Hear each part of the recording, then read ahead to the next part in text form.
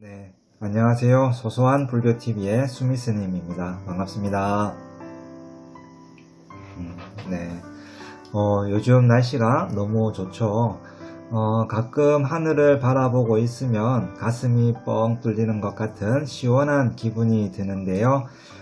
코로나로 인해서 대인관계가 자유롭지는 못하지만 가끔은 가까운 산이나 공원에 가서 혼자라도 좀 걸으면서 상쾌한 공기를 마셨으면 좋겠습니다. 그리고 오늘 소개해드릴 벽화 이야기는 우리나라 불자님들이 가장 많이 기도를 하고 있고 또 우리들에게는 마치 어머니처럼 대자비의 상징인 관세음보살님에 관한 이야기입니다. 하지만 관세음보살님도 어느 날 갑자기 관세음보살이 된 것이 아니라 과거 수많은 세월을 통해서 인욕과 보살행의 실천이 있었습니다. 그 중에서 오늘은 관세음보살님이 전생에 어떤 원력을 세워서 관세음보살이 되었는지 다 같이 한번 살펴보는 시간을 가져보도록 하겠습니다. 아주 먼 옛날 남인도의 마열파타국에는 장라장자와 그의 부인인 마나사라가 행복하게 살고 있었습니다.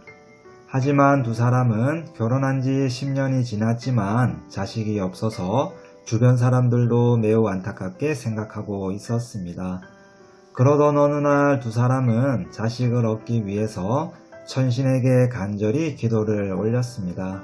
하늘도 두 사람의 기도에 감동을 했는지 그들 부부는 머지않아 2명의 아들을 낳게 되었습니다. 장라장자는 너무 기쁜 마음에 마을에서 가장 유명한 관상가를 초대해서 두 아들의 운명을 보여달라 청했습니다. 두 아들을 유심히 살펴본 관상가는 근심이 가득한 얼굴로 이렇게 얘기를 했습니다. 두 아들은 모두 용모가 단정하고 성품이 뛰어나지만 부모를 일찍 여윳 운명입니다. 이 말을 들은 장라장자는 불안해하며 그럼 어떻게 해야 되는지 관상가에게 물었습니다. 관상가는 두 아이의 이름을 큰아들은 조리라 하고 둘째 아들은 속리라고 지으면 혹여 나쁜 재앙은 피할지도 모릅니다 라고 대답하였습니다.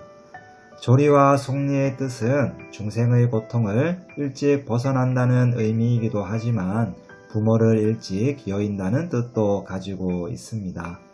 이들 부부는 늘 불안하고 근심 걱정이 많았지만 중생의 고통을 일찍 여인다는 좋은 의미로만 생각을 하고 조금씩 행복한 삶을 이어가고 있었습니다. 하지만 이러한 행복도 오래가지는 못했는데요. 큰 아들인 조리가 7살이 되었을 때 어머니 마나사라는 갑자기 큰 병으로 세상을 떠나게 되었습니다. 마침내 관상가의 예언이 현실로 일어나게 된 것이죠. 장라장자는 아내를 잃은 슬픔이 너무나 컸지만 세상에 남겨진 두 아들을 위해서 슬픔은 뒤로 한 채 두 아들을 돌보는데 최선을 다했습니다. 하지만 혼자 두 아들을 키우는 일이 쉬운 일만은 아니었습니다. 그 모습을 지켜본 주변 사람들 모두가 안타깝게 생각하며 장라장자에게 새 부인을 맞이할 것을 권유했습니다. 처음에는 장라장자가 거절을 했지만 두 아들을 위해서 결국 새 부인을 맞이하게 되었는데요. 다행히 새 부인은 장라장자의 마음을 알고 두 아들을 정성스럽게 돌보았습니다. 그렇게 시간이 지날수록 집안이 점점 평안해지고 예전으로 돌아가게 되었습니다. 하지만 때 아닌 가뭄으로 인해서 마을에는 큰 중년이 들게 되었습니다. 식량이 없어서 굶어 죽는 사람들이 계속 늘어나게 되었고 결국 장라장자도 식량을 구해오기 위해서 이웃나라로 길을 떠났습니다. 새 부인은 보름만 기다리면 남편이 곧 돌아올 것이라 믿었지만 한 달이 지나도 남편은 돌아오지 않았습니다. 시간이 지날수록 새 부인은 점점 초조해지기 시작했고 마침내는 끔찍한 생각을 하게 되었습니다. 혹시 남편이 죽은 것은 아닐까? 남편이 혹시 돌아오지 않는다면 나 혼자 저 아이들을 키울 수가 있을까? 더 늦기 전에 나도 내 살 길을 찾아야지. 결국 새 부인은 두 아들을 아무도 모르는 무인도에 버리기로 계획하고 백사공을 매수하게 되었습니다. 그러던 어느 날 새엄마는 두 아들에게 소풍을 가자고 속이면서 무인도로 데려갔습니다. 아이들이 신기한 듯 여기저기 돌아다니며 놀고 있었을 때 새엄마와 뱃사공은 그들을 버리고 섬을 떠났습니다. 두 아들은 한참을 뛰어놀다 보니 배가 고파서 새엄마를 찾았지만 새엄마와 뱃사공은 섬 어디에도 보이지 않았습니다. 자신을 버렸을 것이라고는 전혀 생각지 못한 두 아들은 계속 애타게 새엄마를 불렀지만 들려오는 것은 오직 파도 소리 뿐이었습니다.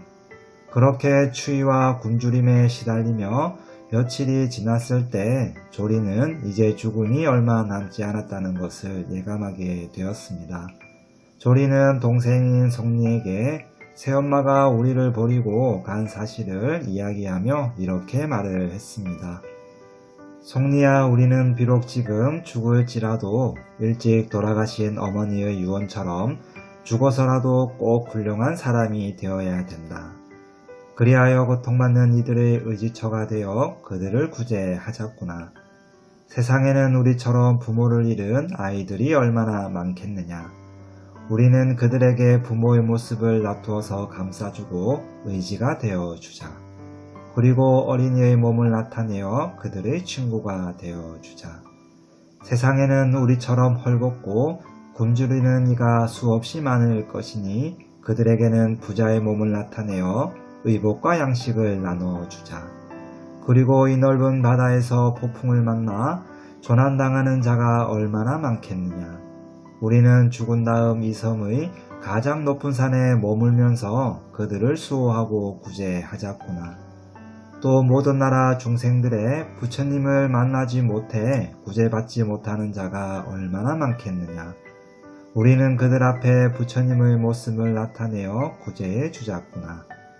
또 벽지불 성문 범왕 재석 자재천 대자재천 천대장군 비사문천 소왕장자 거사재관 바라문을 만남으로써 구제받을 수 있는 이가 있으면 그러한 몸을 나타내어 구제해주고 비구 비구니 우바세 우바이를 만나 구제할 수 있는 이가 있으면 그러한 몸을 나타내어 구제해주자. 또 병고에 신음하는 자에게는 야왕신의 몸을 나타내어 병을 낫게 해주고 흉년이 들어서 굶주리는 자에게는 오곡과 잘 익은 과일을 주어 구제해주자. 그리고 송리는 자기의 옷을 찢어서 피로 이 같은 32가지의 소원을 적은 다음에 나뭇가지에 걸어놓고 송리를 꼭 끌어안고 숨을 거두었습니다. 그리고 한 해가 지나자 식량을 구하기 위해서 무역을 나갔던 아버지인 장나장자가 집에 돌아왔는데요. 두 아들의 소식을 들은 장나장자는 울분을 참지 못하고 새엄마를 쫓아낸 다음에 무인도에 가서 두 아들의 시신을 찾아 장례를 치르게 되었습니다. 그리고 목숨을 마치기 전에 32가지 원을 세웠던 조리는 나중에 관세음보살이 되었고 송리는 대세지보살이 되어서 중생들의 고통을 구제하며 깨달음의 길로 인도하게 되었습니다. 네, 잘 보셨나요? 어느 날 새엄마로부터 버림을 받고 결국 생을 마감해야 됐던 조리와 송리는 새엄마를 원망하는 것이 아니라 오히려 큰 원을 세우게 됩니다. 흔히 보살과 중생의 차이는 원을 세웠느냐 세우지 않았느냐에 있는데요. 나를 위한 욕심이 아니라 남을 위한 원을 세우고 그 원을 실천해 나가는 것이 바로 보살행이라고 할 수 있습니다. 관세음보살님은 32가지의 대비원을 세웠고 보현보살님은 모든 부처님을 예경하는 예경제구론부터 모든 공덕을 중생들에게 해양하는 복의 해양원까지 10가지 서원을 세웠습니다. 그리고 문수보살님 역시 지혜의 상징답게 모든 중생들을 불도에 들게 하겠다는 보리심을 내게 하는 10가지 원을 세웠고요. 지장보살님은 지옥이 텅 빌 때까지 성불하지 않겠다는 큰 원을 세웠다고 해서 대원본존 지장보살이라고도 부릅니다. 이처럼 보살이 되기 위해서는 꼭 원을 세우고 실천해 나가야 됩니다. 이미 원을 세우신 분들은 열심히 원을 실천해 나가시면서 수행하시면 되고요. 아직까지 원을 세우지 못하신 분들은 자신만의 원을 세워서 좀 더 아름답고 행복한 수행생활 하시기를 바랍니다. 그럼 오늘 벽화 이야기는 여기서 마치고요. 다음 시간에 또 찾아뵙겠습니다. 감사합니다. 관세음보살.